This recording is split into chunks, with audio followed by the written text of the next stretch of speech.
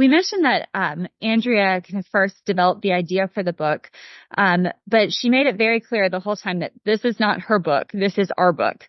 And it very much has been a collective project where each of us have contributed equally. So when we kind of sat down together and came up with a list of chapters and topics that we wanted to be sure to include, and then literally had a sign up sheet. So we said, here's a list of all of our topics. Who feels most passionate about writing each one? And at this point, working together, we kind of know who's going to be the best at writing each one.